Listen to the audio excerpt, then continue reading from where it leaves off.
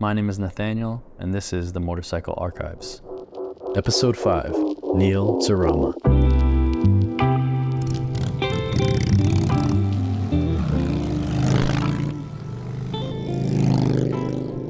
Cool, Neil. Well, thanks for sitting down with me, man. Yeah, man. I appreciate you inviting me here. This is really awesome. Absolutely, bro. Yeah. But first off, I just like to get an understanding of like how you got started with bikes and what attracted you to that. I mean, that's probably the only constant in my life. Well, not the only constant. Music has been a huge part in family. Mm-hmm. But at the age of 11 and living in Colombia, I was adopted at birth, first of all. So the family that adopted me, they're Colombians and had the best life with them. But when I was 8 years old in 78, maybe I was 7, we moved to Colombia and everybody there rides scooters and stuff. I was an 8-year-old and my dad, I kept begging him to buy me a motorcycle. And he bought me this FZ50 Suzuki.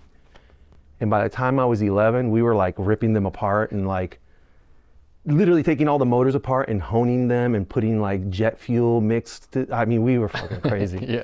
So we were building, I think at 11, 12, we were kind of doing chopper shit because we were all in our garage. We were kids. I'm gonna say like maybe 12 or 13. By then I was racing already, so I knew a little here and there. Yeah. I was sponsored by this Yamavalle, which is it's the state Yamaha team, and I was racing dirt bikes, 50s and 80s. Yeah. And that's kind of where it all started. But it really started with my cousin, who was not my cousin. We called him Tío and primos and all those cousins. Right. And they were just people that were local, like in the neighborhood? My family knew them. I guess my mom and my dad, they couldn't have kids that raised me. So when they were young, they kind of helped this dude out. His name was Haido. And he had a crazy, and I have photos of this so I can give them to you so you can like kind of, he had I think it was a Honda, a blue one, like super like, it kind of looks like a stalker Harley with all the lights and all the crazy stuff. And he taught me how to ride. And I was probably like a real bike, not a scooter. This is like with gears and all that. And I just picked it up and I was hyped on it. Yeah. I needed a bike. So I ended up getting a 3-wheeler and then that's kind of, it all started from there. Nice. So I've been obsessed with motorcycles pretty much all my life. Yeah. That was the constant. Things that could go bad, good, depressed, that, blah, blah, blah. Bikes were always there. Yeah, that's awesome. It seems to kind of do that for you. I feel like as somebody who also loves bikes, like there's something that, like happiness, there's something fulfilling that it gives you, you know, when you're like riding something or just experiencing like life, going through like a, I don't know, beautiful piece of like nature, windy road or something. Oh, absolutely. I mean, as a amazing. kid, that was more about being crazy and doing wheelies and dirt bikes and trying to, by 13, you're like chicks, Right. Chicks like bikes, because realistically, that's how it all happened. You're like, you're on your bike, she wants to ride, and in Colombia, it was like all about that. Yeah. We call them gasolineras, which is a kind of a derogatory thing, like hoes that love motorcycles, and we were all little kids, but I was learning all this stuff. 13-year-old kid here wouldn't do that. Right.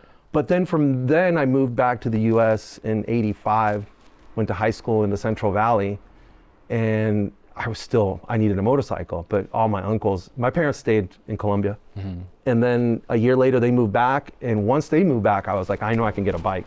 Yeah. So I ended up finding a Sportster. Oh, nice. What was it, XLCH? I don't remember what it was. It was just terrible beat up bike. And I didn't do much with it except riding around to school and all that. And then in '88, when I was right before graduating, I was taking a shop class in Turlock High School, and I built my first chopper. It was a Triumph, it was all like super low and had a magneto, had a knucklehead front end. I had no idea I had no idea now that I look back at the pictures, I'm like, man, that front end would be like $5,000. You know what I mean? That's pretty crazy. Where'd you find those parts for it? Like just people in Turlock, like, we all just, I was a kid really. I was just graduating. And that was my first college bike. I would go from Turlock to Modesto to junior college. I would ride that. And then I moved back to San Francisco after that because I off and on had been living in the city all my life. So that's pretty much where it all, I got bit by chopper bug. Yeah. And I didn't remember us going like, I'm building a chopper. I was just like, I'm building a bike and this is what I can afford. And I think the teacher himself had it wasn't a Bonneville. I don't remember what it was, to be honest, but it ended up in Sacramento. Somebody in Sacramento has that bike. I've been told that they've seen it. If I find that bike, I'm trying to get it back. What, is your old shop teacher? His bike? Yeah. Oh, wow. Yeah. That's pretty cool. So he was like, yeah, I don't know, maybe he was a chopper dude. Yeah. But we didn't call him choppers. It was a motorcycle. You know, at that age, that wasn't even in the. But I think, let me go back to this. I think what imprinted motorcycles to me was one time I was with my aunt, and we were driving here somewhere like between Oakland and the city. And as a kid, you know, you're back in the station wagon and you're like, oh, you know, motorcycles, and you're waving people. And I want to say it was the Frisco boys, like it was like 40 of them. And all the cars pulled over, and it was like, I don't know, I heard this roar, and we're waving and they're waving back, and it was just like, holy shit. You see, like, you know, back then it was like long-haired greaser, you know, real deal, like bikers, the shit that I love.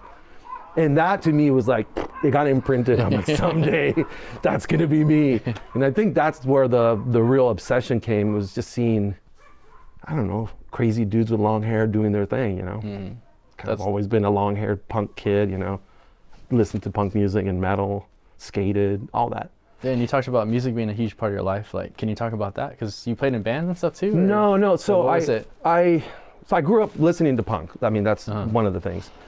And we would go to punk shows here in the city, the Farm. This is like way pre-internet. So I was probably like 14, 15, right when I got back from Colombia. The Farm was an old spot. There was the Rock on Broadway, all these different venues in Oakland, just old school punk shows. And that's always been a part of my life, shows and music. But as far as the music that I created, oddly enough, I got into electronic music really early on. It's called drum and bass. And it's like jungle or whatever. And it was from the UK, because I went to the UK and I went to a show. It was more of a club. And it was just wild. It was like Jamaicans and UK folks got together and did this crazy ass music that was like, it was like reggae, but like sped up. And it was super punk to me. And I got into that, and I started producing and all that. And that kind of led to jobs during the .com boom. Oh, wow. And that led to working for Pixar and doing, you know, that kind of audio engineering, because I got really into engineering and audio, like sort of nerded out hard. And it became a professional career, like a 9-to-5 that was paying really well here in the city back then. This is 98, 99. Then I ran a couple clubs as well. Then I had a couple I had 3 record labels out of the UK. So you were plugged into that whole That world. was my life. Yeah. Wow. So it was all via the UK, but it was all vinyl, by the way. Oh, okay. So then when the .com boom hit, I was like, I really need to get a real job. And I started working there, and then I I didn't technically work for Pixar Disney.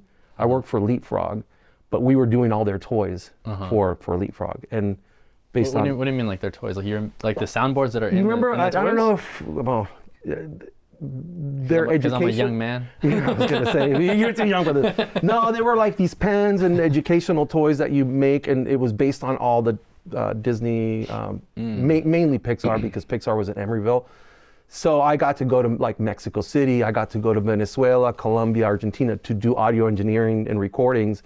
And based on that, I was able to, we were dubbing basically from Spanish, because I speak Spanish fluently, and I was, you know, I knew how to, you know, work soundboards and do audio engineering. It wasn't my thing to record people, but do sessions. But oddly enough, I got to do sessions with like Owen Wilson, because he was part of Cars. Isn't he the voice of? I don't even remember him being in that. Yeah. I'm not really. Is that his name? Owen Wilson. I have the worst memory, by the way. Yeah, it was Owen Wilson. He's the guy from Cha-Ching, all that crap. And I remember. Oh yeah, Ka-Chow. Ka-Chow, that's the one. Doing the sessions with him were funny, because he was obviously, it was all through the phone, and he was obviously somewhere drinking and doing this thing. But I was like, man, that guy sounds like he's at the beach, and he, you know, getting paid massive amounts of money, and we're like trying to do a recording session, and we're being all professional, and he's like, yeah, can you give me another drink? I'm like, what the hell? So I got to meet a lot of cool people through that, and it kind of I was able to stay in the city basically, because all those jobs paid extremely well, and I got a professional career out of it. Also, rewind from there, I did gang prevention. I was a case manager in the early 90s in the mission. Okay. You know, trying to get these kids in line. Right. And what was that experience like? It was awesome because I worked with kids that I still see them sometimes, you know, now they're not kids, they're my age, but I don't know if it was good for my soul, but then it was bad for my soul because after years and years of doing that, I did it for 4 years. I don't know, man, it just chipped away at me. Because I felt like we weren't getting enough done and there was too much red tape. And then I moved as a case manager, and then I started working for it's hospitality house, Central City Hospitality House, and I was a case manager with homeless kids. And that entailed also gang prevention, and a lot of the kids were like hustling down Polk Street. This is like pre-internet. And I got to work with a lot of kids that were just doing bad shit, and I got to help them out to get jobs. And it's awesome to like go to a bar, and you know, I don't go to bars often, but if I do go, once in a while I'll run into one of my old, like I call them my kids, because literally, man, I taught them how to write a resume, how to use computers, and then the internet came through, and I still have some that they call me dad, like family, still calling me for my birthday and shit. That's amazing. It's rad, but also chipped away at my soul. I feel like that was when I was already doing music, and I needed, I'm kind of jumping all over, but no, it's okay to jump over. That's when the .com boom hit, and I got offered a job because I was already DJing and doing music on the side, that's as a hobby. Yeah. And I met somebody at the club, and they're like, man, we started this company, epitonic.com, you know, come and work for me or for us. We'd love to have you there. It's all about music, and you can be one of the label relations person. And I took that job, and that kind of opened up a bunch of doors. Yeah. And then the latest venture was I worked in Silicon Valley from a UX lead designer. Yeah. I mean, I wasn't the designer, but I was the lead for all the designers. And it was rad, and it paid really well, and I could ride my chopper to work, and I didn't have hand tattoos, but I was wearing the Silicon Valley, the uniform? The uniform, you know, the blah, blah, blah, the sweater. I don't know, man. It was cool. It was great. Good money. But do you feel like it really wasn't you? Is that? No, not at all, man. Yeah. I never loved it. It wasn't like I was in love with it, but I was like, shit, that check is nice. Yeah. It was always about like being a professional and like, but so I'd lived 2 lives basically. I lived that life, 9 to 5, which was eating my soul away. And then I would come home and chip away at choppers. And how it all started with jewelry is I started making gas caps and like little things from my own choppers. And then people saw them and they're like, dude, that's cool.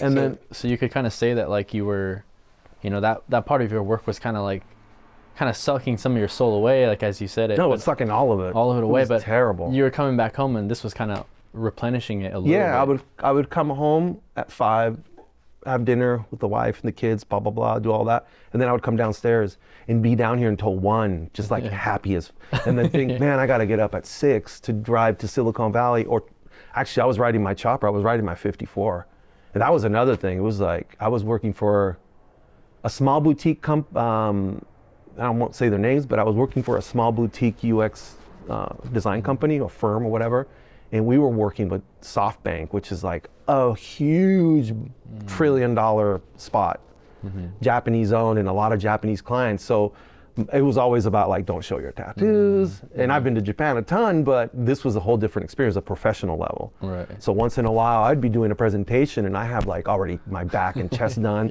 And I didn't have my fingers or my hands done, but my sweater would creep up once in a while, and I could hear the Japanese, they were clients. We were doing $1 million projects and stuff, and I'd be like, explaining, UX design crap that I don't care about anymore. And I would point, and then this would peek out, and I would hear, yo, man. And my boss was like, you got to wear sweaters that are a little higher because this keeps peaking. And Start wearing some turtlenex, huh? No, I never did. But that just chipped away at me, man. Yeah. And honestly, waking up, man, I remember Sundays were the worst days, man. I would get up. I would go to bed and just have knots in my stomach because I was like, fuck, I got to get up, go to this job. And I appreciated it, and the money was rad, and I'm here, and it's great. I wouldn't own half of these choppers if it wasn't for that. And I was able to understand like Bitcoin before it was what it is. So I did a little investing. Like I was smart about things, able to buy a house here in the city, you know, all that. And that it was ruining my soul, man. And I was like, I miss my goddamn long hair, and I miss all the stuff that I like doing. I was doing it kind of like my spare time. And then the pandemic hit, and that was a game changer. I had some health issues. I was going through doing some chemo, but not cancer, but I was having to still do chemo, and my immune system was shot, and showed up to the, you know, this whole pandemic thing started. And I was like, I quit. I literally showed up one day not thinking I was going to do this. And my boss was like, we're all going to New York. And then this pandemic thing was hitting. It was like February 2020. I think that's when it all kind of hit the fan. He went to New York and came back sick. And at that point, I already had heard of my family members in New York of mine that were my adopted family. They were like, people are dying over here, all this stuff. We didn't know anything. So I was like, I'm compromised. I'm already sick no matter what. So I started working from home, and then they didn't like that. And then during a Zoom call, something went down, and I was like, hey, you know what, guys? I quit. And they, like the whole meeting just, what? Yeah. I quit, and I literally unplugged, and my wife was like, what the fuck are you doing? And I was like, I quit. And she's like, well, what are you gonna do? I'm like, I'm gonna make jewelry. And dude, it was like, literally I went downstairs and I made a couple of rings, and I was like, I don't even know how it all happened, but it happened. Yeah. And I don't know, it's happening. Right, yeah. It's my full job now, and it's rad. And through jewelry and choppers and this whole kind of like being at home and being able to hang out with my kid, and I don't know, man, I don't wake up ever feeling stressed. I still have my, you know, health issues and some, you know, mental health issues, you know, that we all kind of go through, but yeah, I wouldn't change it, man. This is rad. And I'm 54 now, so it's like being home with the kid or just doing what I love means more than anything. Yeah. Money-wise, I don't even care. Yeah. I mean, obviously you care because you have to keep those knuckleheads don't buy themselves. Yeah. I mean, geez. Yeah, no, things are really expensive, huh, these days? Yeah, I mean, like bikes included.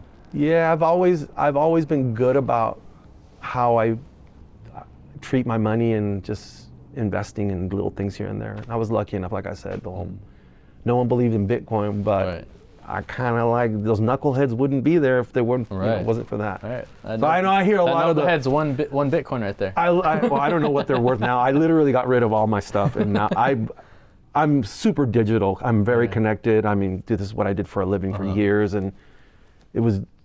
I mean, I can't live without my phone, which is crazy. Yeah. But I much rather read on my chopper, riding down Highway 1, kind of just, you know, do a little toke and just be like, yeah, down, you know, go catch a wave or whatever, or walk on the beach with my son. Anything that's not on a screen is awesome. But without the screen, this wouldn't be here. So I appreciate what the screen has done.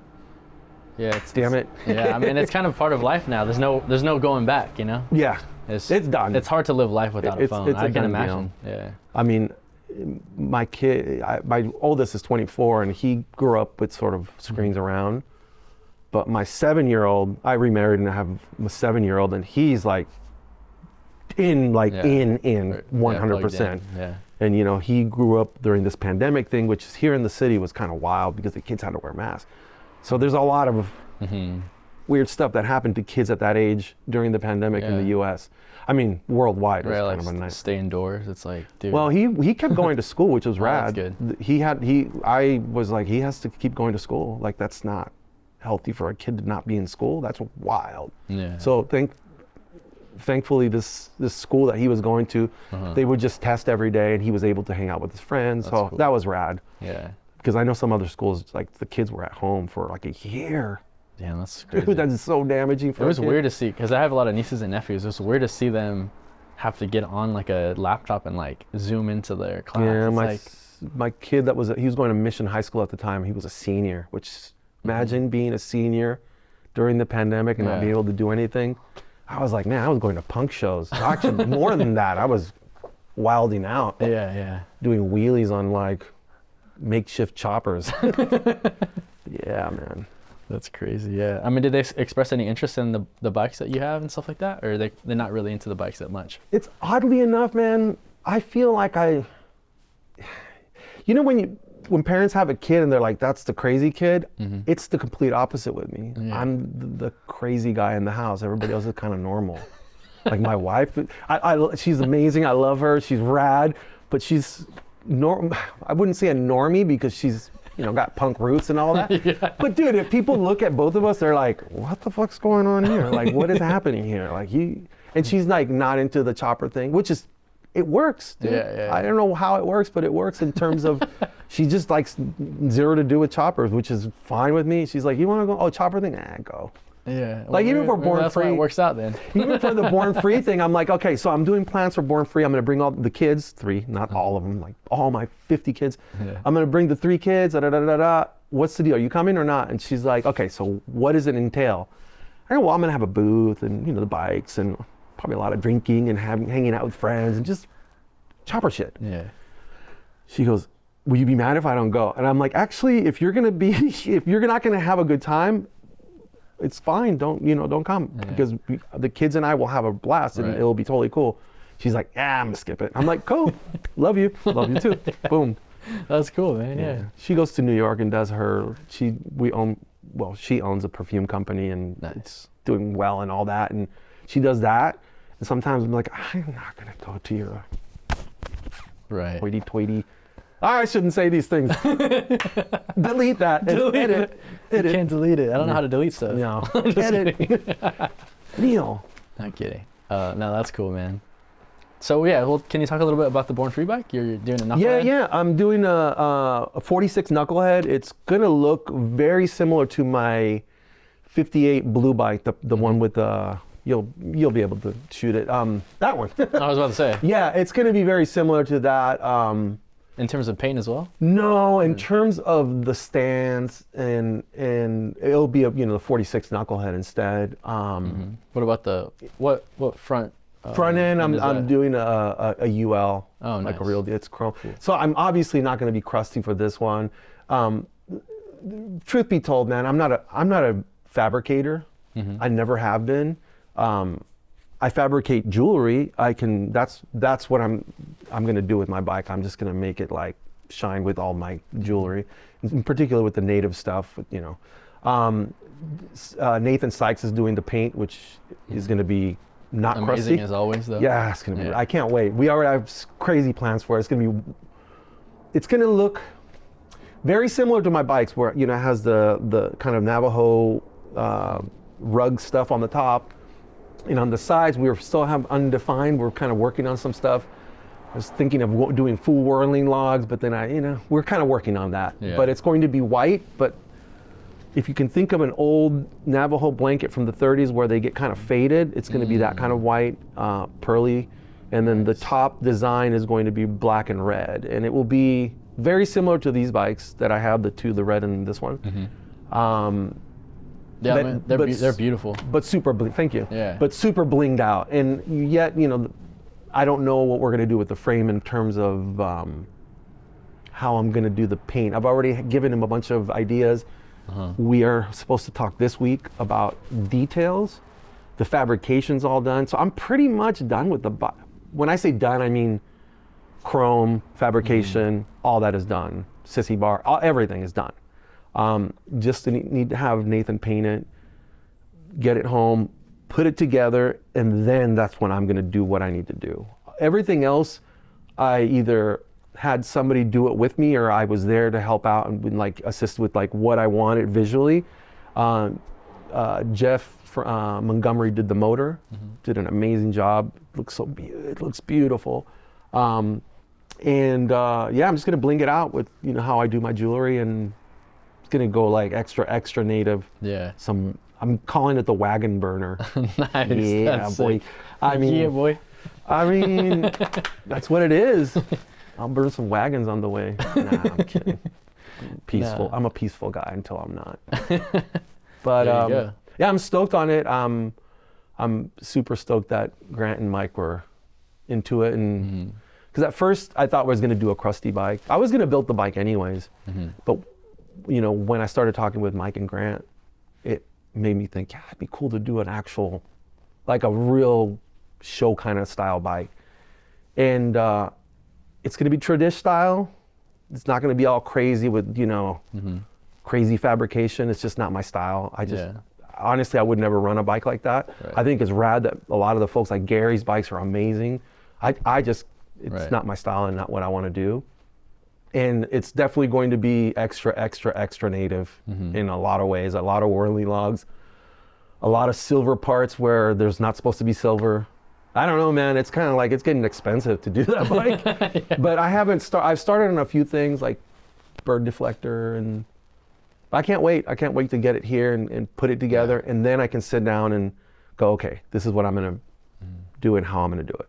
Well, I can't wait to see it at Born Free. That sounds awesome. Yeah. I think that when you said it's like super native, I think that's what initially attracted me to your motorcycles in general, because I don't really see a ton of that like represented, and I think it's really important and amazing that you... There isn't really. Yeah. I mean, there's, you know, I've seen some white dudes rocking some cool stuff.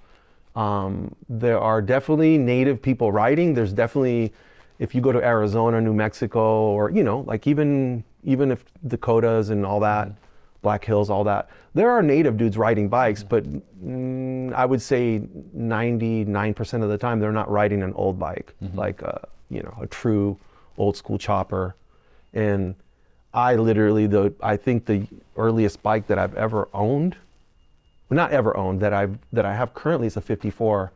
And I don't see myself, I'm 54 years old, I don't see myself ever really riding a new bike. I just can't. I would rather just drive a car. Right. If I need to go get something at the store and I have to use a Dyna. And no, like, I don't care what people do, that's rad, but it's just not me. Yeah. No, that's cool. I mean, I say that now, and maybe important. 6 years when I'm like, I gotta kick this shit over. Oh, my back hurts. I mean, I'm already kind of, you know, falling apart. Not really. But yeah, I'm stoked on the fact that I don't know, I had this thing where when I quit the 9-to-5 Silicon Valley thing, I was like, man, I'm tattooing my hands. I had one of my best buddies. I'm like, come to the house. We did it right here. He goes, are you sure you want to do your hands? This is like the day after. I go, no, yeah, let's do this, both, right now. And my wife was like, well, go do whatever you're gonna do. Like, no one in my family is gonna be surprised by that. But I got my hands tattooed, and I was like, yeah, let's do this. I wanted to do my neck, and then I thought, yeah, I don't know, let's wait on the neck. Shit hurts too much anyways. And then I started having this sort of reconnection with my Apache sort of, so I was adopted at birth, born in a home for unwed mothers. Horrible background story in terms of how my biological dad, who was Apache, biological mom, they met when they were really young here in, you know, San Francisco Summer of Love kind of thing. And she apparently got pregnant first time they hooked up. It's kind of, there's a little bit of a blur in the story because I've heard a couple different versions, but I know for a fact that my biological dad ended up doing 7 years hard prison, which I never got to meet him. And my biological mom didn't even know that. And anyhow, that's kind of like a horrible thing that happened, but I ended up being adopted by a rad family, and I'm stoked on it. But there was something always there with, you know, powwows. I was always into the interest in, and I found this all out when I was 42. So,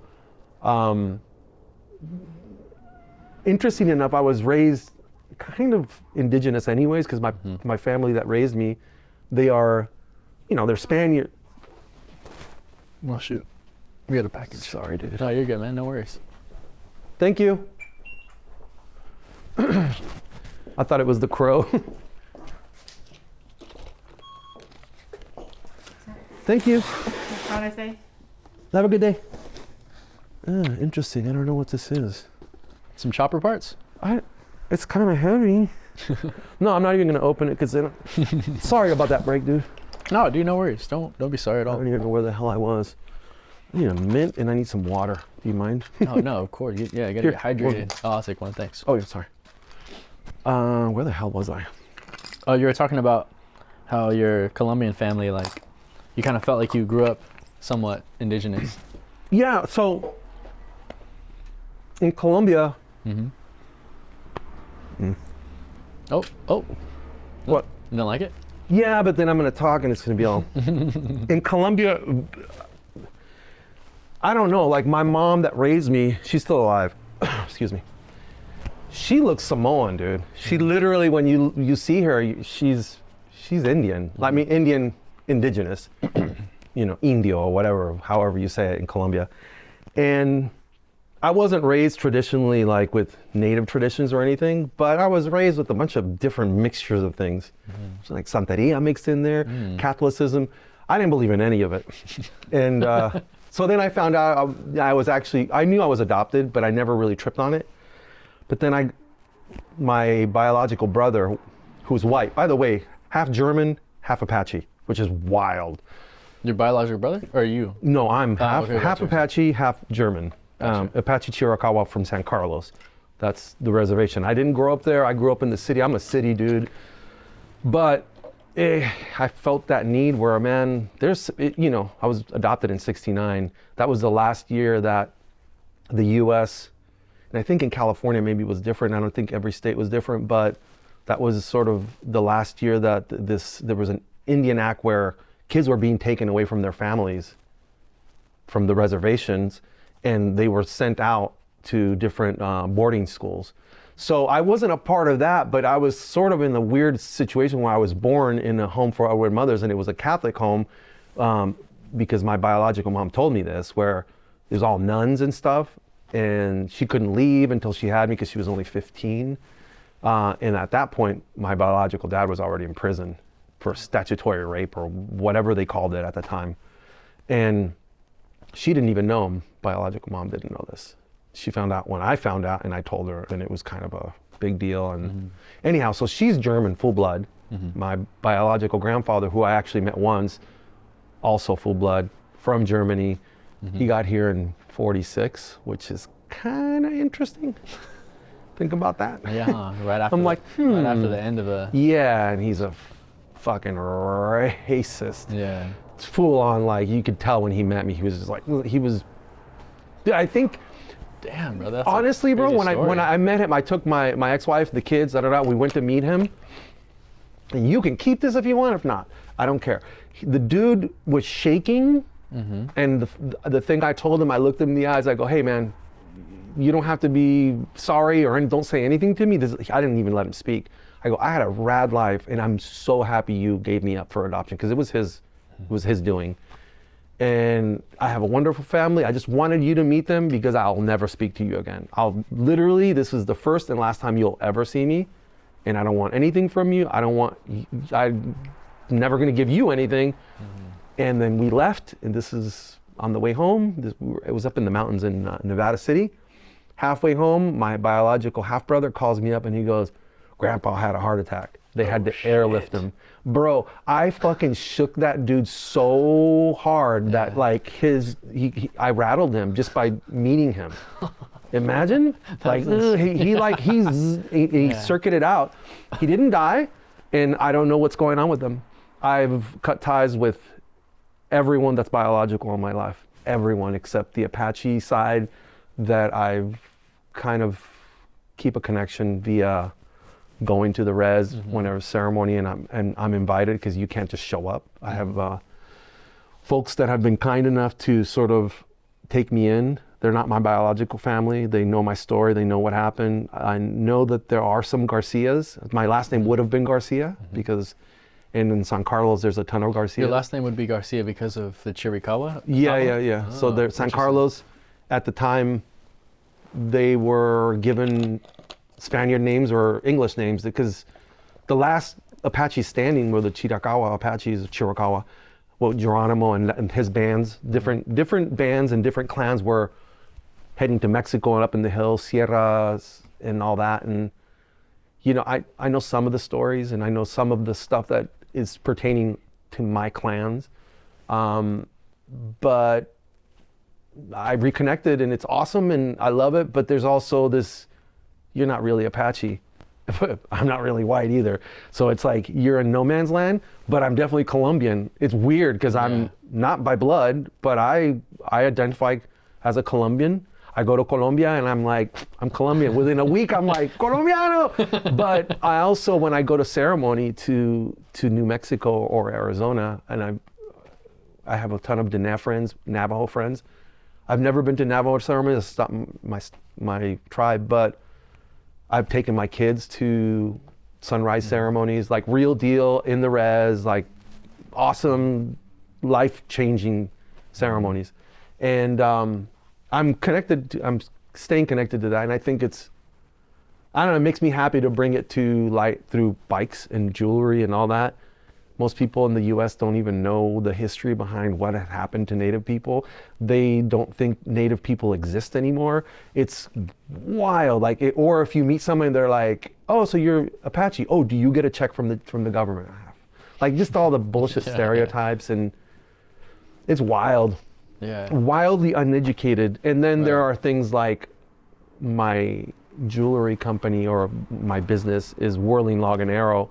And a whirling log is basically an old, swastika. That's that's the image of what it is. But that name was given to that symbol by the Germans, and that ruined a whole lot of lives and issues and all this. I mean, what happened to Native Americans, like the genocide and all that. But there are certain things in our traditions where everything's been taken already. You can't just take language was taken, symbols were taken, traditions were taken, kids were taken, everything stripped away. So I'm kind of bringing it back, and whirling logs are all over my pieces, all over my bikes, and a lot of people don't understand it, but it's a good way to open conversations up. A lot of people freak out. And it's a good way of just bringing that up and educating them on what the real history is. But I think the issue with this type of stuff is that, with the digital age, there's an easy way to cancel somebody's life and somebody's way of monetary means and all that. Especially if on Instagram, I had this issue where whirling logs were getting flagged. I mean, it was it's still a thing.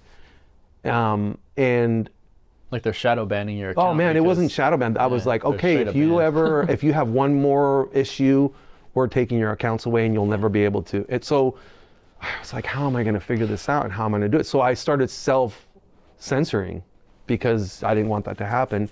And then I spoke to somebody at IG, which because of my background, I have a lot of people that work in the business. They're like, what you need to do is this, and that. So I did those things, and I have somebody that's actually, which is odd, that I don't know what they did and if there's something with the algorithm where they flag it so that they know it's a native thing and not something else. I haven't been flagged, but it gets cleared up quickly. And now, anyways, it's an issue. Yeah. Because, when somebody sees a whirling log, who's rocking the whirling log? Who's wearing it? How is it being worn? Is it on a chopper that looks like a native chopper, or is it does it have SS's? Does it? There's a lot of things, and most people don't want to navigate it, but there's a hypocrisy with the whirling log and Christian crosses. So you have people like the KKK they burn crosses. They're racist. Right. How come no one's crosses don't get? They're not getting shadowed. Yeah. So that's always my topic of discussion, opening up for people that go, well, you can't. That's a terrible symbol because it represents hate and this and that. I'm like, well, crosses represent that exact thing to my culture and what it did, manifest destiny, all that. I think we're getting too deep into this. No, I think that's important, but I think there's so much to talk about and just all that. One of the things that I wanted to touch on that you mentioned was almost kind of like an identity thing, questioning whether or not you belong in this group, because I wasn't fully raised in your native culture, right? But you're also not white. That's something that I feel is important for people to hear about that experience, because I think a lot of us have gone through something like that. Right. For example, I'm Mexican. My grandparents came from Mexico. I never really learned the language growing up because they really wanted to learn English. Well, that was assimilation. Yeah, exactly. But I also grew up with all that culture as well, though. And so when I went to school, I never felt like I completely fit in with I guess the white culture, completely. Which is funny when you say it like that, because I think of, example, my neighbors, they just moved here from Ireland. And they have kids. Their kids, so that's their first generation US in the modern age. This is like happening right in front of my eyes. Their kids are going to be they're just going to be American, which is interesting. But if you get a Mexican family that is brown skinned in the same exact situation, their kids would be, people would be like, oh, they're immigrants. So it's like, oh, so if you're white, then you're not an immigrant, but if you're brown, then you are an immigrant. And it's like, there's so much complex, it's very complex. It is, yeah. But the reality is that most people won't admit it, and most people are like, oh, you're being a little snowflake or a liberal. I'm not. Dude, I'm a gun owner, I fucking ride choppers, I rock whirling logs on my stuff. I'm fiscally very conservative, but I'm liberal in terms of what people want to do with their lives and their bodies, and you want to call yourself whatever, go ahead. Yeah. I don't give a shit what people do with what their life, as long as they're not hurting other people. And politically, I'm not inclined to left or right.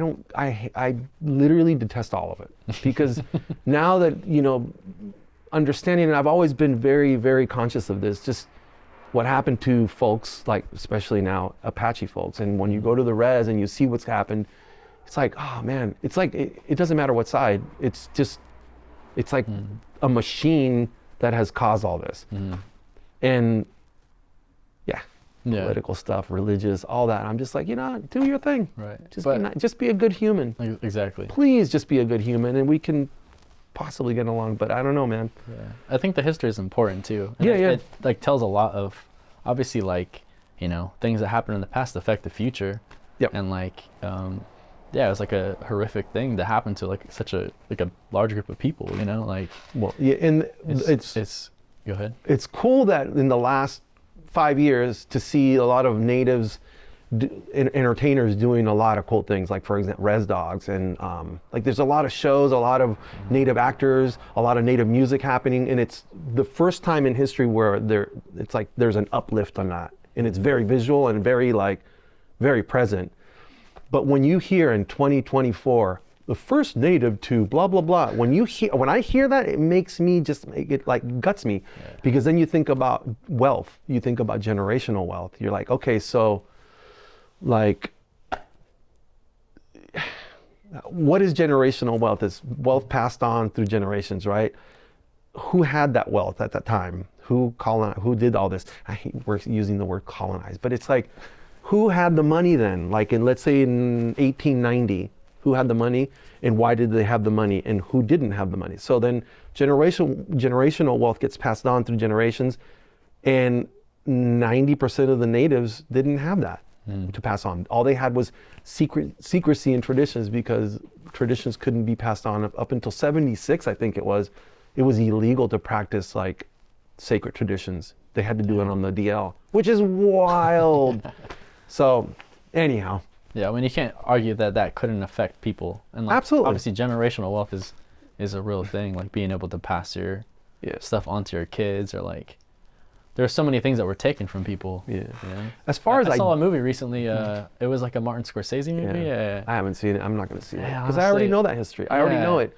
Like I was kind of upset with how they told the story, to be honest with you. It's not. I personally, I mean, it's cool to have native actors, and it's cool that people are getting.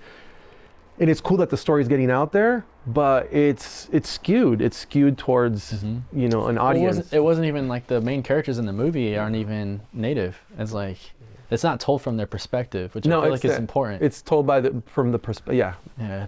And which is fine. I mean, it's out there. It's being done. I mean, I love his movies anyways. I mean, he's he's a master. But I already know that story. I already know. I already know it all. I think people here need to know more. And as far as identity, I've never been confused of who I am. Like, I am what I've always been. I was raised Colombian, and I was raised Latino, so I grew up with that, definitely conscious of I'm a Latino kid. But I knew I was adopted, but that didn't affect me. I was never like, oh, I was adopted and I have a shitty life. I was always like, I never even, to be honest with you, I never even thought about it until my half brother reached out. And then it wasn't like I had an identity crisis. I was just like, oh, that makes sense. I'm Native. That like totally makes sense. Yeah. Like I get it. Like it was never like, oh, really? I'm Apache? No, it was more like, oh yeah, that absolutely makes sense. And then it also makes sense that I'm half my biological mom because she was an old punk rocker. She, you know, listened. It was wild. We used to go to the same shows here in the Fillmore. No way. She had no idea I was there, and you know, like I would go see the Cramps every year. They did this Halloween thing. They called it the New Year's Ball, whatever. But it was during Halloween, and she somehow was connected with those folks, and I was there while she was there, and while my half brother was there. It's like it's wild, but Yeah. so it makes sense that stuff. Yeah, I am who I am and the way I am because she was a wild one. But then I had the Apache side too, which was more tradition, all that. Which is odd because I think what happened with my Apache side is that they became Jehovah's Witness, and then they split the reservation, and then they migrated to California, which is another odd thing that natives are, some natives, I should say most, are very, very, very Christianized. And that comes from also generational trauma and all that, and not being able to identify with your own culture and having to like assimilate, which is what many Latinos do when they migrate here, 40s, 50s.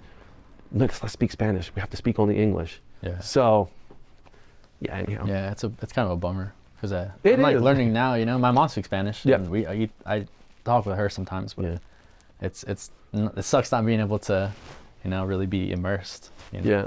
Well, I lucked out with my parents because they were definitely. I was raised with a big family, except I was the only child because they couldn't have kids, but had hundreds of cousins. So, yeah. I'm gonna do something that I haven't done before. I usually don't like write notes, but you had a lot of cool stuff written on your page, and I just wanted to share some of it because I think it's cool.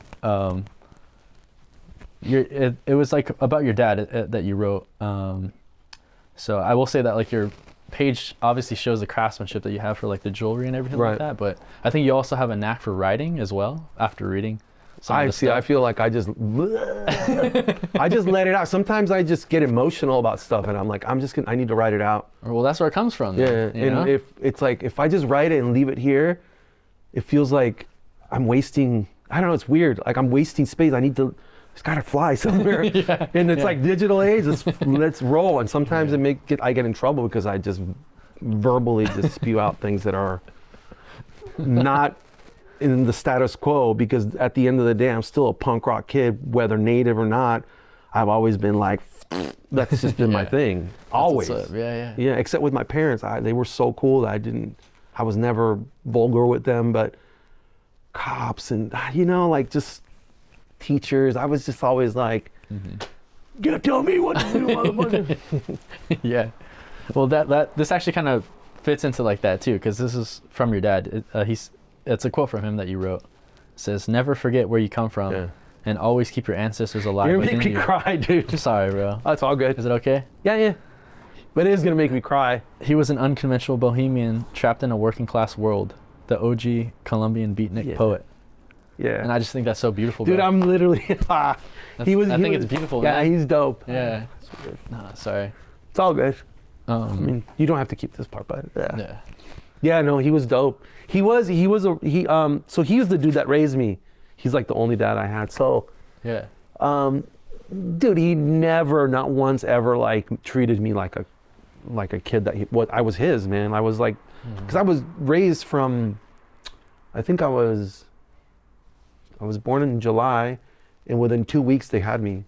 Like my name is Neil, by the way, because of Neil Armstrong when he landed on the moon. Sorry, dude, I gotta clean these up. Dude, you don't have to be sorry. So anyways, yeah, so he was a writer. I have a box of all his writing. He was just sort of like, he chain smoked and he was always on his typewriter. And he would always say to me just like, you know, don't forget who you are and where you come from, whether it was blood or the way I was raised. And he instilled like this work, you know, work smarter, not harder. I know those are cliches, but he was always like, you know, saying those kind of things like, mijo, you have to be smart about how you work. Don't just work hard. You have to have a plan and this and that. And we were never rich or anything, but it's like rich culturally, yes. And yeah, man, he was just rad. He was like the dopest person ever. But then I'm gonna cry again. Fuck. No, that's beautiful, bro. Yeah, he's a dope dude. That's, I mean, and my mom is rad too, but she was she's still alive, and she's very tame and very, my dad was more, you know, he went through some shit. Yeah. Yeah, he ran away from home when he was, I think 11 or 12, because he was getting, like, his family was large in Colombia. Mm-hmm. So he would take the trains. He told me all this stuff. He was like, I would buy little chicks, like baby chickens, and he would dye them different colors and get on the train and sell them. And this is like, fuck, he was in the 30s or something like that, 40s? No, 40s, because he was, you know, old guy. And yeah, he was working since he was a little kid, and then he was a tailor, and then somehow they ended up in the U.S. in the 50s. Wow. And if you go to Central Valley, like Turlock, Modesto area, there's probably 600 Colombians, and literally they're all my family. No, I'm not even joking. You go there, and if you ever meet a Colombian in the Central Valley, anywhere in the Central Valley, and you go, hey, do you know Neil? They're gonna go, oh, crazy Neil. Yeah. Well, I'm going back in a few days. They're literally always like, sometimes I see flags. I'm like driving to Modesto or whatever to see family, and I'll see a flag and I'll look, and they're like, it's like, I already know it's somebody that knows me, because we have family reunions and stuff. Yeah, man, my dad was beautiful. Family's so beautiful, man. Yeah, and it's really like, that's the only family I ever knew but there was something definitely in me with this Apache thing where it's rad to find out, it's rad to reconnect, it's rad to know the history and the stories. And even though they didn't raise me, to be connected to that in any way, shape, or form, it's a privilege for me. Like, I feel like super lucky to be able to have that as a part of my life. And there's only way I can express it is through bikes and all that, which is not conventional. Obviously, like a native bike, it's not really native, you know, it's not native made, but just putting my twist, my art, whatever, my soul into it, to something that I would be riding the chopper anyways, because I've always just, old bikes, just, I don't know, man. I mean, they're works of art. There's nothing like it, and I know everyone says the same thing, but you ride a new bike, you're like, that's cool to get to a place. Or when you travel and you rent a little scooter, when you get on your own bike that you like put all of it together yourself and like did all your little things to it, and you kind of know every little heartbeat of it, and why won't it start? You kind of know why it won't start. Or if you're riding somewhere and it takes a complete shit, you're just like, I know exactly what's wrong. You know, it's rad. Like, they're all the same, but they all have their little quirks, you know? Like, you can build a bike identical, two bikes identical, and one won't start if you kick it a certain way and you do a little, you know, it's like all these little secrets. It's like a ritual. Okay, yeah. It's wild. I love them. They got personalities too, man. Can you talk a little bit about the experience of riding and like what that means to you? So when I'm here, because I'm usually work I get up early. I'm always up at 5-ish for some reason. That's just my biological clock. I'll come down here on 6, then I'll go back up, make breakfast for Arrow, and I'll work all day. But if the weather is good, once in a while I'll be working. I'm like, oh, it's nice and sunny, and I need a break. I'll just get on the bike and go down Highway 1, and it's just, I don't know, man. It's really more like therapy. It's weird, and I know people have said that probably, but making jewelry, riding a chopper, tinkering with motorcycles, doing things with your hands, and keeping busy. If I'm not busy, I get anxious. I have like a real bad anxiety thing, and anxiety causes, for me, it makes me depressed. But if I'm tinkering with my bikes, it goes away. And if I get on the bike and ride it, once I've tinkered with it, it's like, shit, I just did this, and I made this bike do that. And then, especially if you're riding down Highway 1 and you see the water, and it's just like, man, it's nothing like it. Yeah. Just, I mean, people say it because it's true. It is. It is absolutely true. It's absolutely true. There's I don't know, I feel like there's not a ton of experiences that we put ourselves through modern times that really give us that feeling anymore, with us living on our phones or inside all the time. Like, yeah, I think it's being out. I think one of the many things that people can do, or like especially folks that ride choppers is going on a long trip. Not just like, oh, going on a putt down Highway 1, but, you know, putting all your tools in the you know, saddling up and going like, oh, I'm going to be gone for 3 weeks. And wherever I sleep, no hotels, blah, blah, blah, blah, blah, just on the dirt. That is probably one of the raddest things to ever do. If you do it with big groups, that's cool. Sometimes we do, like I've been going on to the DVR run with the boys. That's rad and it's wild, it's shenanigans and just crazy stuff. And more often than not, we're sleeping on, you know, in sleeping bags and, you know, a lot of people hungover and this and that. And it's fun because you wake up in the morning, it's freezing and you're just like, all right, got to do that all over again. Yeah. And it's like no one's going like, I can't wait to go home. You're just like, man, I don't ever want to go home. Yeah. Do you know what I mean? Yeah. I mean, I feel like that's like our natural freaking, that's like our, what would you say? Like our homeostasis almost, like as humans, like, and I feel like it's not really, it doesn't happen often, you know? I do a lot of comparing on Instagram just because of this business is sort of the tying in the choppers and the jewelry to me are tied in. It's just like, it's one thing for me because I don't know, they're just half and half basically. And I compare when I'm riding my chopper, I do a lot of this whole like Apaches still here kind of thing. And then, you know, I'll put an old picture of an Apache warrior on a horse, like an actual horse. And then on the bottom will be me, like, see, it's the same, like then, now. Yeah, I just feel, and it's not like I'm a warrior, because I've never felt that way. I've never been like, oh, I'm a fighter or any of that. I just, more of the whole, I'm riding a chopper, this is my horse. This is literally my horse that is going to probably break down and make me, embarrass me somewhere at some point when I won't start because everybody else is ready to go and you're like, oh damn, kicking the bike over. But yeah. I feel like you are a warrior, but not in the sense of like you're gonna go to war. Right. Like you're a warrior for like this philosophy of like how you live your life, and in like this modern time of like being a craftsman, riding some old bike that, you know, some people would argue is like, you know, just get a fuel injected one that's more reliable, blah, blah, blah. But it's like this meaning of life, I feel like it's only going to continue if people like you or like continue it.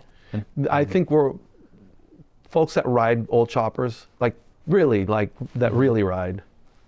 I mean, I shouldn't say that because I just trailered my bike to Chopper Fest, which is, you know, it's like, yeah, it's not that far, but like it was cold. And I'm like, man, you're being such a wimp. Because I used to always ride, I never trailered because I didn't have a truck. Now I have a truck and it's like, I can just trailer and ride around. But when I go on the trip, like proper trips where no trailers and you just like, okay, you got to do this. And if you break down, you're on your own, that kind of thing. You don't feel like a warrior, but you realize, man, I'm like, I wouldn't say 1% because of that tied into the boys. You're less than a 1%. It's like, there's how many people in the world are riding these things and kind of crazy shenanigans that come along with riding a chopper. The rad thing about it is that no matter where you break down, no matter where you are and you find yourself in trouble with the bike, you can always do a little smoke signal and people will come out of the woodwork to help you. It's amazing. Yeah. So, you know, I've had horrible breakdowns and you're just somewhere where there's no phone reception or this, people will always stop and be like, oh yeah, man, I used to have an old pan, and then the stories start and then the lies, because they'll lie to you and then you lie to them, and who tells the biggest lie. That's one of the things that we always talk about, who told the biggest lie in this last trip, and you're just like, yeah, we all kind of talk shit about things. But I know the whole cliche of the road will provide, it really kind of does, no matter how. I'm never afraid of riding the chopper and having a breakdown, because at the end of the day, that's kind of a whole experience right there too. Because unless it takes a dump, like the motor blows up or something really horrendous, you can fix it. Some duct tape, zip tie. I mean, you also bring extra little things, or somebody will have a belt. Oh man, who has a belt? Here, take my belt, blah, blah, blah. Whatever. We're always kind of watching each other's backs too, in that sense. Awesome. There's five of you riding. Bigger groups even get more crazy because there's always somebody breaking down. You're like, all right, we're gonna all ride to, I don't know, let's say Sturgis or with Black Hills. And if there's more than 5 people, it's a shit show because somebody's breaking down somewhere. If you're especially on old choppers, which is also where all the piss takes take, and people start drinking beer and this and that, and it takes 7 days to get to where you're going instead of 2. But yeah, wouldn't change the experiences for anything. Yeah, man. And I feel like I'm gonna be able to do this for a while longer. I'm not young, but I'm like, all right, I can still do this. Oh man, I'm trying to stay healthy so I can keep doing this. You carry yourself like youthfully. You know? Yeah, it's all in the morning when you just gotta warm up on it. Man, everything's hurting, man. Not really. I ham it up a bit, but that's funny. No, dude, that's awesome. Yeah, I think it's good to have fulfilling kind of things. I don't know. I kind of like to relate this a lot to like backpacking because I feel like not a lot of people go backpacking all the time, like true proper backpacking. Yeah. And it's like the same thing where you're just out in the wilderness and you literally can't go back. Like you have to sleep there every night. Right. You have to be cold and hungry sometimes and, you know, worried about like animals or like bears or stuff like that, you know? Yeah. And yeah, I just think that like that's those types of experiences are super important for us. Yeah. You know? I'm there. I feel like a lot of the folks that I hang out with, chopper dudes, like we all kind of know each other. Everyone sort of knows each other. Everybody's super friendly and great. I just feel like everybody's a bit younger. Yeah. And my party days are not over, but it's like I cannot keep up with. Nah, man. So that's the one part where I'm finding myself in the last couple years where I'm like, I just won't drink and won't partake of whatever goodies are being handed out. I'm like, I'm good. And then I feel much better because everybody else is like, I'm hungover. I'm like, I'm chilling. Let's go. 6 a.m. I'm just gonna go get a coffee. Yeah. So I tend to now I'm kind of hanging out with folks that are just more chill, kind of. No. I mean, we're all in a group, but you know, there's 2 or 3 of us that kind of do our own thing, even though we're all in the same group. And you know, you can still shenanigans will always happen no matter what. It's just, and it brings a lot of, I don't know, just wild people together. I love that. And I don't think that'll ever change. Even hanging out with Ricky Burrito Rick, who's older than me and he's been around longer and I mean, his wild stories all the time I hear them. I think, oh, well, we're creating our own stories now, you know, our own stories. Although I feel like I've had several different wild sort of parts of my life. And choppers have always been kind of a part of that. But now as I'm getting like, you know, 55 almost, I feel more immersed to this than ever, you know. Like just the fact that I decided to go, I'm just gonna call it Arrow Choppers. That's cool because Arrow was born. And I'm like, oh shoot, Joe. Bleep out that number. No, it's Joe. I wonder if he's here. Hey, what's your address, bro? I forgot it. no worries. Okay, I'll see you in about 25 minutes. Hey, I'm doing a little interview thing. Not a little interview, but like a long interview. So yeah, I'm just letting you know. You can just walk in, but I'll keep out of the way. all right, later. All right, sorry, dude. Oh no, you're good. I feel like I'm talking a lot about certain things that I'm like, I had things that I wanted to talk about, but now I don't even know.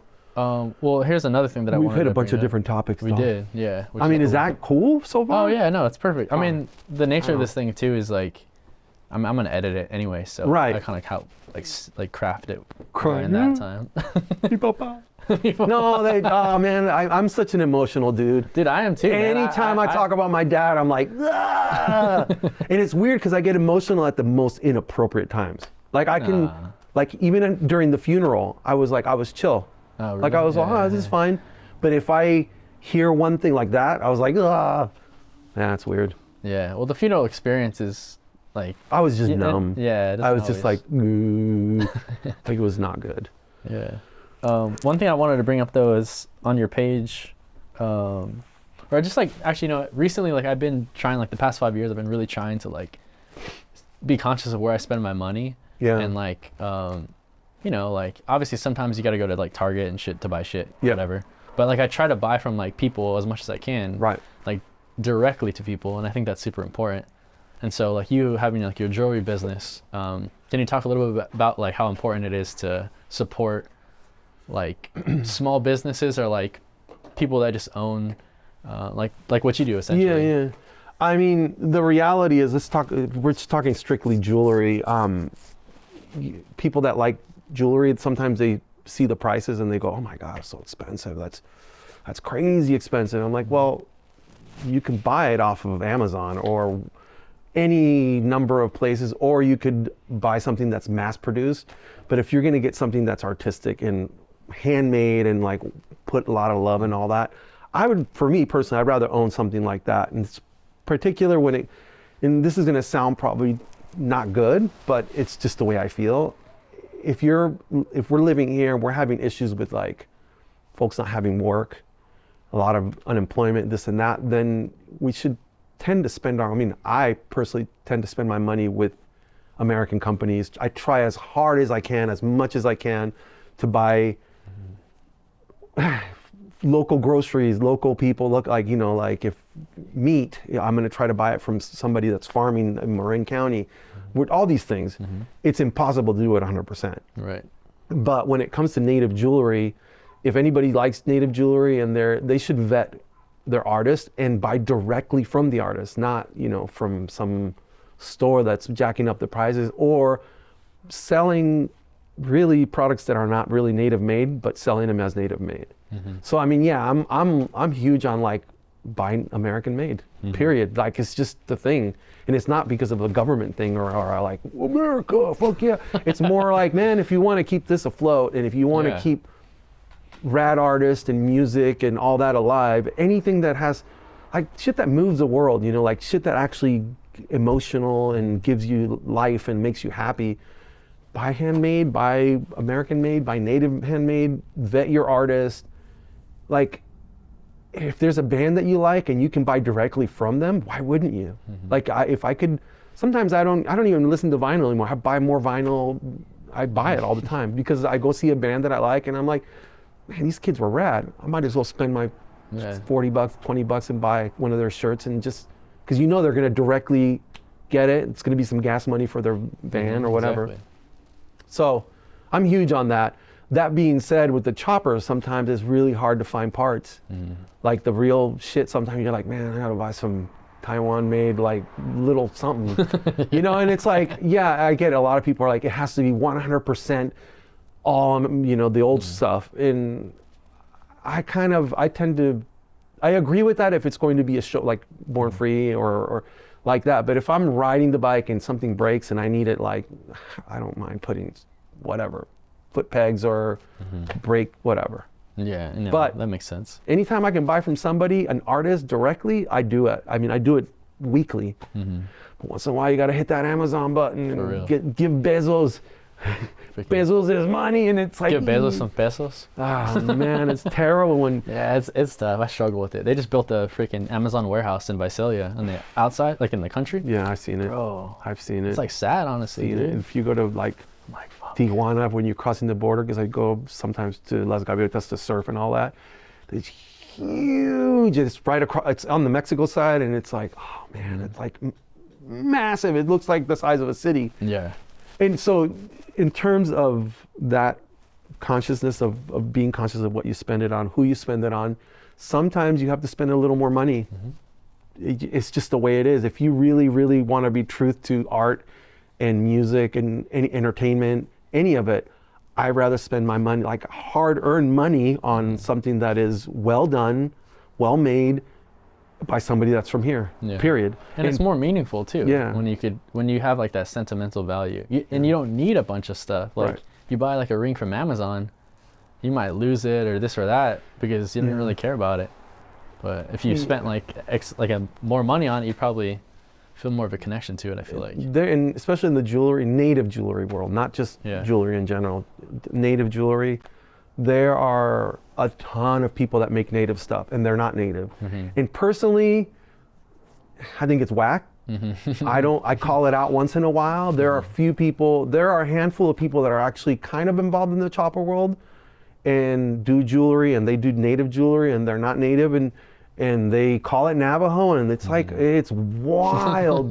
but hey man, you do you, that's cool. I personally few people that if I ever see them, it's not gonna. I don't know. I don't like drama, but there's a couple things where I'm like, it'll make me be all dramatic and shit. Yeah. I'll probably get dramatic. But anyhow, that being said, yes, American made, and in particular, if it has to do with native cultures, I would say people should vet their artist 100%. It's so easy to do, man. If you're like, especially nowadays, it's IG or whatever. Just because it says Native American handmade, it doesn't mean it is. Period. It's just, dude, there's so many fakes out there. There's stuff is being made in China, in Indonesia, in Mexico, and there's a couple of other places. India, and it's got all the stamps and it looks great. Right. And then when people get like, hey man, I bought this ring, and I'm like, dude, this is like mass produced. It's not a real handmade. Yeah, man. What I do, man, and I'll show you. I buy this stuff, dude. It's dang, this is actual silver, right? This is silver from. This isn't me. I'm just gonna show. Some of it's from the 1800s. That's insane, dude. And that's where the rings come from. All the jewelry. I make everything from this. That is so sick. Yeah, I melt it and make ingots, and then, 100%. That's like one of the big things that I like. I don't know what I was imagining, but I feel like I was imagining like, I don't know, like you actually just bought like bars or. No. I've had a lot of people actually. That's cool, dude.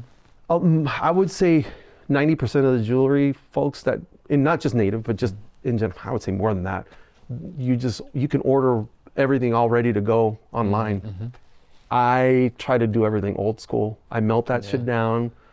No, but that says a lot. That says a lot actually about the process of you doing it. Like, who knows what that was made for? Like, probably. Oh no, it's 90% of it is colonial. Yeah, that's what I'm saying. And then it has monograms like the Thompsons, dude. I literally when I melt it, it makes me so freaking happy. It's like the fact that I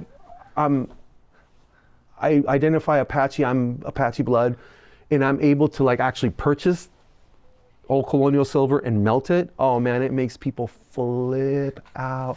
I can't believe that you're doing that. That's so disrespectful. I'm like, dude, I'm making art or making jewelry out of silver that I was able to purchase myself. It makes me like, that's it's cool. It's kind of like a. Yeah, it is. That's fucking punk rock, dude. I've had people. There's a saying between a few of the native silver symbols. Most of them are Navajo because Apaches were never artists in the real sense. They were more warriors. We have a little saying, "Fuck Lewis," and Lois, and we all text each other that, and that means because I had a bunch of these. It was basically an estate sale, and I ended up buying all the silver, and it was the Lois's. And I was melting it one day, and my buddy goes, "Yeah, fuck the Lois's." So that's become our like. Whenever I'm melting anything, I get a bunch of DMs from all the native dudes, like, "Yo, fuck the Lois's." That's super funny, man. I love that.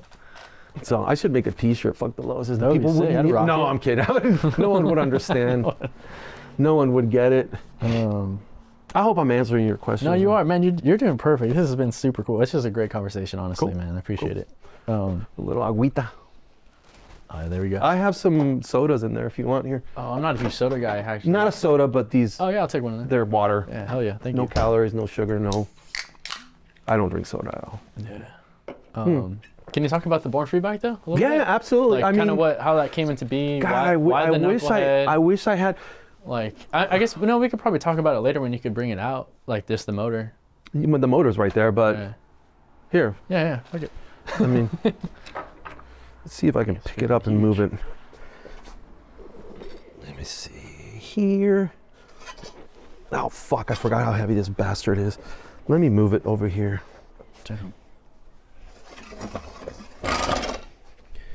I mean, we could talk about it, but I feel bad because I don't have literally no. Well, the wheels are here and the motor. It's like it's not going to be. It's not going to make any sense in terms of. I can just go through it and talk about it. Yeah. I guess you kind of talked about it a little bit, but. Yeah, I know. Like the details of the actual. So I got the. Yeah, where did the motor come from? Yeah. Ryan Grossman had these cases. It was It was a basket case, like a really bad basket case. But I needed a motor. I was going to build a knucklehead anyways. Sorry. And he had the cases and the jugs and all this other stuff. And I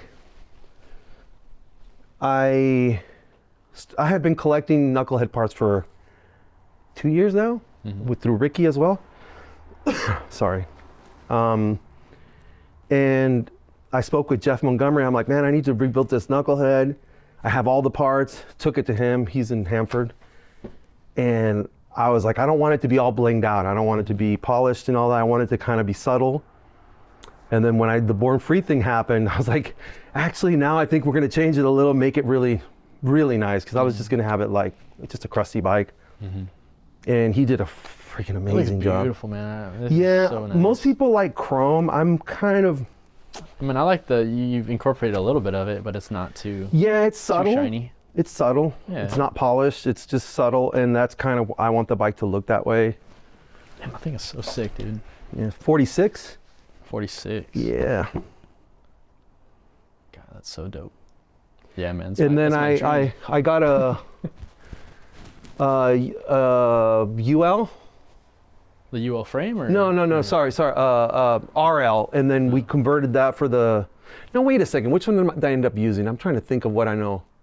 No, I ended up, because I have I have a RL here. The front end, let me think about this. RL front end or just the... No, just the front end, sorry. I ended up using the VL frame, front end, sorry. Jesus. And it was a little twisty. It's twisted. We fixed it up and just had it chromed. Everything, all the fabrication for it was done in not Visalia, but out that way in Hanford. And it basically, it's at paint right now. Everything's at, like all the tins and the frame, everything else is here. The motor's here. Jeff just finished the transmission. And it's going to match this. It's not going to be chrome. Just sort of like a nice little... I guess, what would you call that? Just like brushed kind of? Yeah, I guess. He's got these guys that they put it through these beads and it just makes it really, really nice. It's not polished. I still have to go through it once it's on the bike and all that. What's your plan for the bike after the show, I guess? Do you plan on... I'm keeping it. It's going to be a rider. I was going to build it anyways, but it's going to have a lot of sterling silver. I mean, I'm even doing a headdress for the actual sissy box, just for the show. But I don't want it to be so overboard and over the top native kind of, but at the end of the day, it is a show. Yeah, true. So, I'm like, I might just go crazy over the top. Yeah.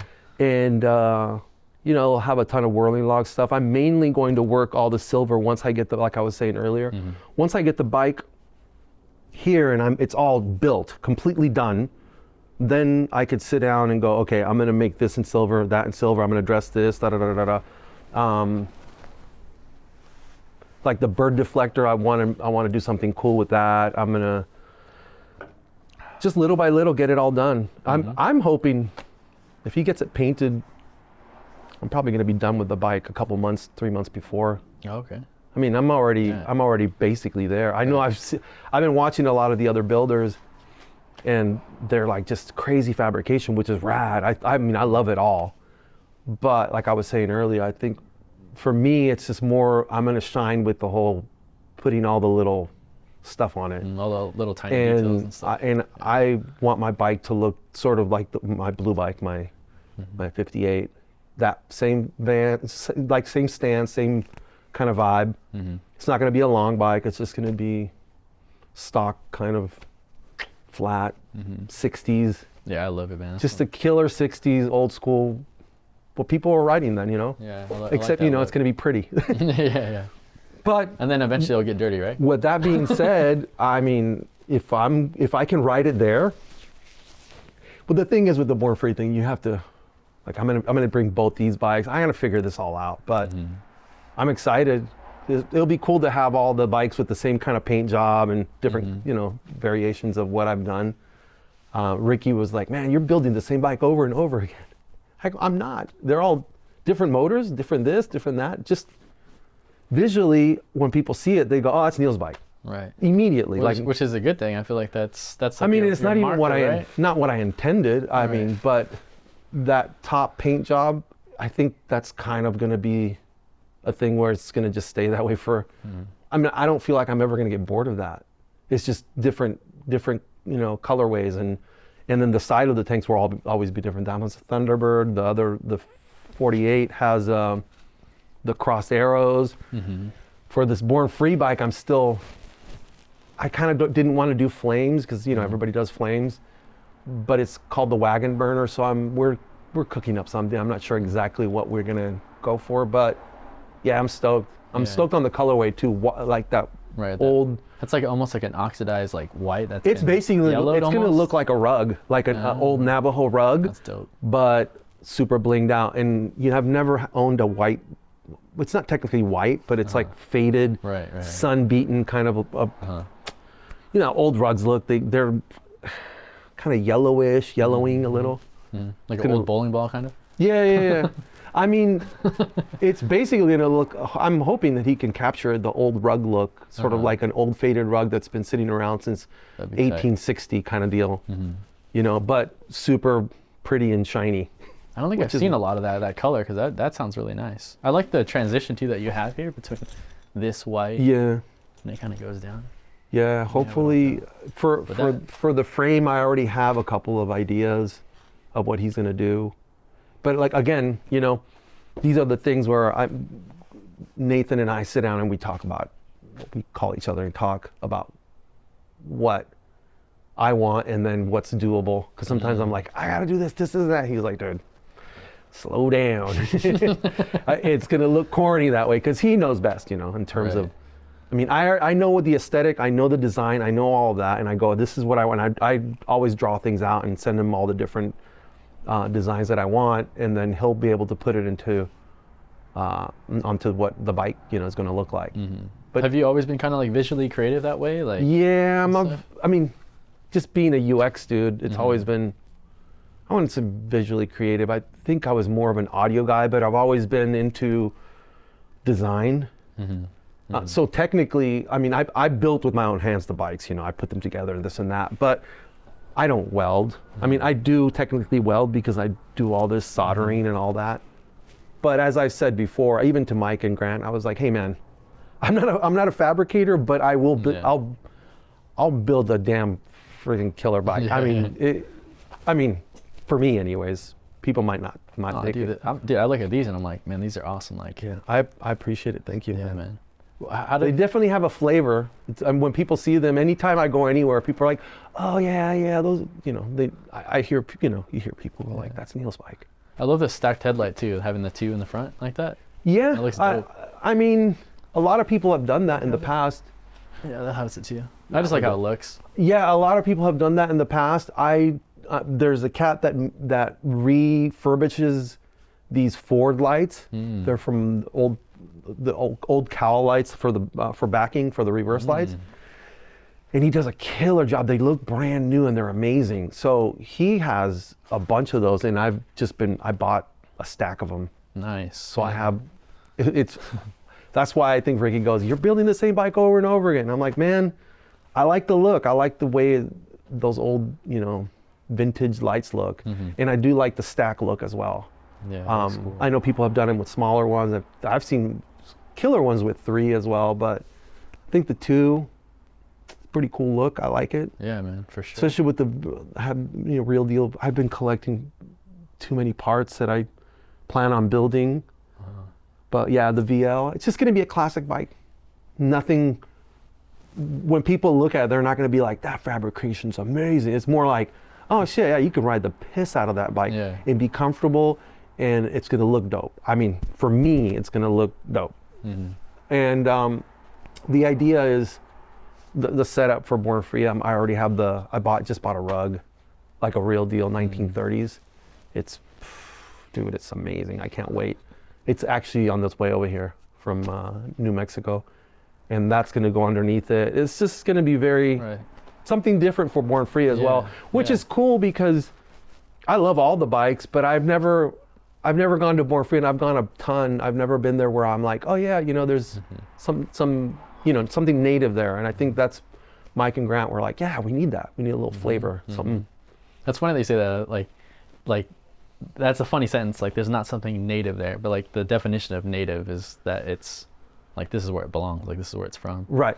You know? Yeah, I mean, most people could care less about that. I think it's rad. Yeah, I mean, no, I've it's gone as super far cool. as to, I've reached out to folks that are fancy dancers and stuff, or, you know, powwow dancers, and I'm trying to, I had all these ideas, and I've been kind of trimming on it now. I'm just kind of like, all right, Neil, that's too much. Let's just focus on the bike, and let's get the bike done. And then if that other stuff can happen, I wanted to have like a couple of dudes in full on regalia, like do a little something, like the wagon burner, dude. I'm gonna have them do a little something around the bike, and I think it would be cool for the show. But if it's not organic and it doesn't feel right, then probably not gonna. So I'm starting to feel like maybe that's not the place for it. It might seem like, I don't know what the right wording is for it. Like it might seem flashy for that. I just want the bike to speak for itself. I think it'll be fine. I think it will. I'm actually, you know, a lot of people are like, oh, the whole idea of winning. And I'm like, man, I can't believe I'm actually building for Born Free. It's kind of dope. Yeah. It's something that, I don't know, I like riding choppers. I like going to Born Free, and it's amazing that they do that, and it's amazing the amount of people that show up and all the different styles of bikes.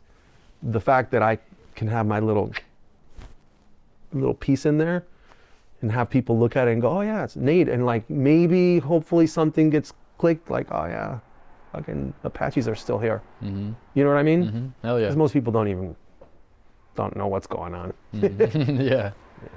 So how did you get into like the jewelry making as well? Is that something that you always did, or No, you kind of did it while you were working your full-time job? While I was working my full-time job in Silicon Valley, I've always had choppers for the last 20 years, and like, you know, Harley choppers, that, you know, what we consider choppers. And I've always made little things for the choppers, like, you know, silver stuff, just little, and it mainly started with the gas caps. I was like, you know what, I'm gonna dress this gas cap. And I did one with the big whirling log on it, and I put it on, and like somebody saw it somewhere, and they're like, oh man, that's dope. Like, where did you buy it? And I'm like, oh, I made it. And they're like, oh, you should make more. And then I thought, you know, I don't want to make a bunch of whirling log caps and sell them to the wrong people. It's just, didn't feel right. You know what I mean? Like, a lot of folks were like, oh, how do I say this? They saw that and they thought it was something else, right? Because my bikes weren't all like native at the time, or visually native. And then I started having the idea of like, oh, maybe I'll get a tank painted with, you know, like a Navajo kind of rugged look, and it would be less jarring for people, and that's kind of how it all started. I started making gas caps, and how long ago was that? How, 7 years ago, something like that. And that's 7 years ago, like first time laying your hands on some silver and. No, I made a couple rings, just like. Oh, okay. You know, like, I think I might have made this ring like. I see. Yeah. A little signet, cool. and it's very awesome. So I've made rings, and I made this and that, but I never made them to sell. I just made them here just as a hobby. The detail's amazing. And from that I got really into it, and then I was accepted to Indian market in Santa Fe, and the first time I went, it opened my eyes to like, wow, like it was incredible to see like every tribal nation, every tribe represented, and like every nation, meaning native nation, and all the different styles of art. And then I realized, man, there aren't hardly any Apaches here. There's some Apache painters, not a lot of Apache jewelry folks, because the Navajo folks were the ones that were sort of learned that from apparently the Spaniards, and it's all kind of like got embedded in the culture. And Dene, the Navajos, they weren't really warriors, Apaches were. So I think the preoccupation with fending off the army and this and that was an Apache thing, where arts weren't a part of life, as opposed to the Dene, who they weren't warriors. I mean, nothing bad against that. They're more artists and rugs and all that. I wouldn't say meek because but they were less aggressive. Apaches were definitely more aggressive. Comanches were aggressive as well. Yeah. And I don't know what the point to that was. Sorry. Well, you were talking about that art. It was a art meet for like a bunch of native. Oh yeah, the native Indian artists. What's it market. called? Indian market. Yeah, Indian market is like it's the biggest Native American gathering for the arts. Like it's anywhere in the world. I mean, obviously the U.S. It's the biggest, and you have to be tribally enrolled and federally recognized, which I think is ridiculous because being federally recognized does not identify you as an indigenous human being. You're just, by blood, you're indigenous, but it's part of how the system works. And then I had some issues with that, so I started going and started selling through. I still go every year, and it's amazing. And then I've lucked out also just being able to meet some of the best Navajo jewelry guys, and I'm self-taught. Literally everything I self-taught, and I did it all the hard way, and it kind of took me a long time to learn stuff. And then I get bits and pieces for some of my Navajo friends, but I feel like I've been lucky. I've had the support of a lot of the native dudes. It's wild to have like a really famous native dude buy a piece for me, and it's just like, what? Like, you're a master level. Like, how can that? Because I think I put a little twist onto everything. It's a little different than your super traditional stuff. I mean, I make, a lot of kind of like punk stuff as well. Not that it's never been done. It has been done by native folks, but I kind of take it one step higher and do more punk things.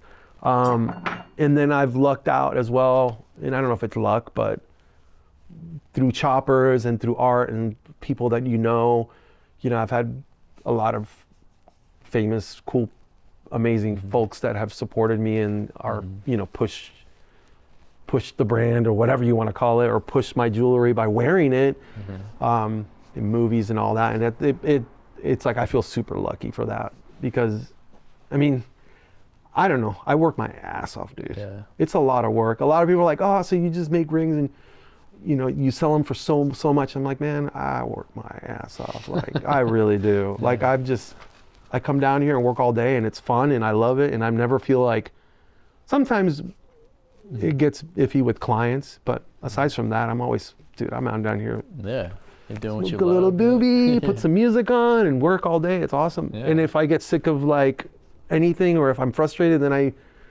I can right there just move to the choppers. Yeah. Wrench a little and then go for a ride. Yeah, you're living the dream as far as I'm concerned. It is. And the other thing is I've had people say that, like, living the dream, it's definitely, for sure. Like, I have my own time, but it's what you put in it. If you're, not you, but if a person that doesn't have that, like, capacity to just get up and go get it done, I imagine that it's like a life ruiner, because you can get up and be like, I don't feel like working today. And then the next day you're like, I don't feel like working. And then, time slips. It's like, my whole thing is, if you don't work, you don't eat. Like, this reality. Yeah. Like, I work a lot. I put a lot of collections out, and it's all, dude, every day I'm working. And I'm like, man, I've been working all my life. Yeah. Yeah, man. But it's special to be able to work on something that brings you happiness, Oh, absolutely. For that transition that you had. It's rad. I love it, man. And then some days I'm just like, I don't ever want to make a ring again. And then I'm like, why am I making another ring? I can make anything. So I'm gonna make another gas cap, or I'm gonna do whatever. So it's always something a little different. I think there's something to be said about like you like getting into this hobby or this I guess work later in life. Like, it's never too late to kind of start something new. Or some people I feel like they could be a little like I don't know, like pigeonholed to like whatever skill or job that they have, and they forget that they could just jump into something else, or maybe it's intimidating. But it's scary as hell. Yeah. I just did it because I think I'm kind of a little cuckoo. I mean, not cuckoo, but I'm not, I'm not going to say I'm not right in the head, but it's like, I took a crazy dive doing that, and it's kind of scary. The next day I'm like, what the fuck did I do? Yeah. Then I'm like, I'm just going to do it. Yeah, like, this is what I'm going to do. Mm-hmm. And I've always thrived on being my own, like, having my own business, the record labels. Like, it's just one of those things. What's up? Come on in, man. Hello. Did you bring the shine? I brought the shine. How are you, man? Good, good. I refrigerator. This is Joe. What's up, Joe? How you doing? I'm Nate. Nathaniel. Nathaniel. Nice to meet you. Guess what I'm gonna do? Have a sip. Oh, dang, there we I go. tasted it. It's so good. I gave Agnes a taste too. She loved it. What's the flavor like? Cinnamon apple. Ooh, nice. Gracias.